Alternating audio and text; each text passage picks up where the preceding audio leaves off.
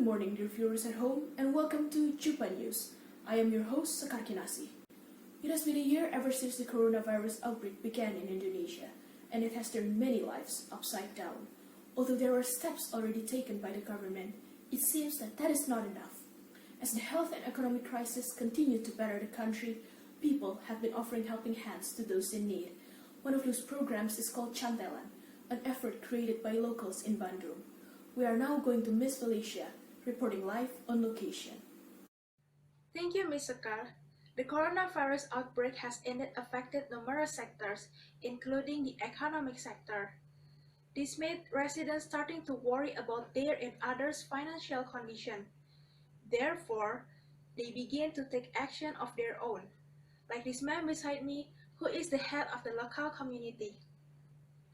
Good morning, sir. What is your name? My name is Sofian Mustafa. Mr. Sofian, you have started this program called Cantelan. Explain to me what exactly this means. Basically, we begin collecting waste in exchange for money. The money is then used to buy food packages, which are hung on a gate at a nearby riverbank for more struggling families to take. That is where the name Cantelan comes from, which means hoops. When did the program start? It started in August of last year. I really appreciate your actions in helping those underprivileged families, but is there any particular reason why you are doing this? It was done in the absence of government aid during the pandemic and amid disruption to locally managed integrated health service posts or Posyandu. Your program surely has attracted the public's attention. So could you tell me, how did the residents respond to this program? The responses are very nice. The neighborhood pitched in 1 million rupiah per day in the absence of government aid, with donation coming even from low-income residents, whose job security had been compromised by the outbreak. So in a day you could collect money up to 1 million rupiah, which is a great amount of money. What was the money used for? The money we collected was used to buy groceries for around 200 families with young children and pregnant women living in the area. Has the program been continued up until now? No, it has been suspended for past 2 months after 5 cases of the virus were reported in the neighborhood. What about the rest of the money? The rest of the money we collected was redirected to buy food and supplies for the 36 residents who helped to self-isolate at home.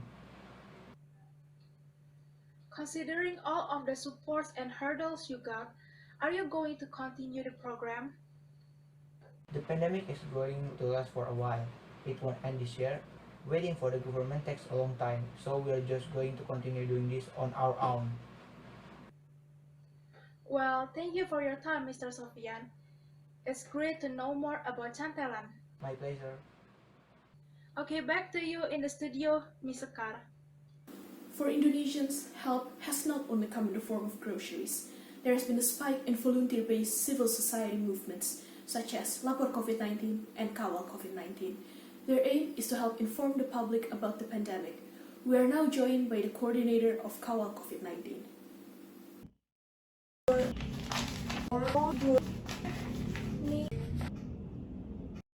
It seems that we have some connectivity issues. I'm sorry, dear viewers, for the audio problems. Can you hear me? Ma'am? Is my voice audible? Yes, ma'am. Very pleased to be joined by you today. What is your name? My name is Velycia Stefaris and I'm here as Kawal COVID-19 coordinator. Please explain to us about the volunteer group Lapor COVID-19 and Kawal COVID-19. What is it that you do?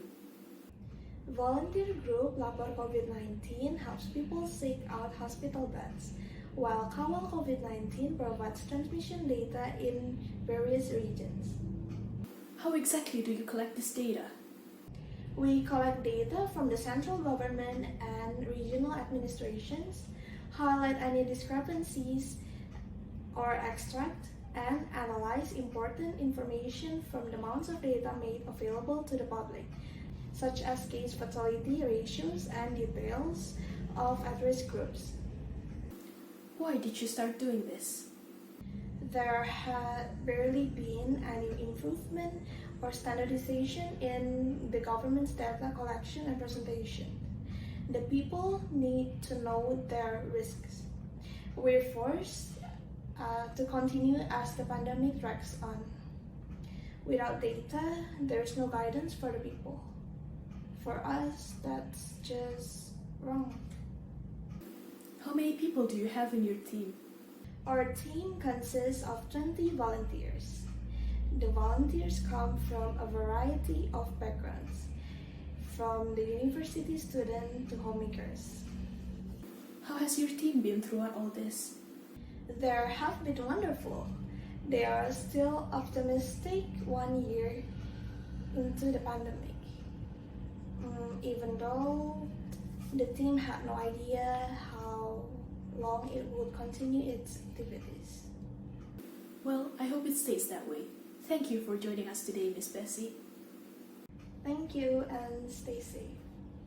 This has been a stressful time for all of us, but we are strong, we are resilient, and we will get through this together. Thank you for tuning in to today's news. I am your host, Sekar Kinasih, and this has been Jupa News. Have a great day.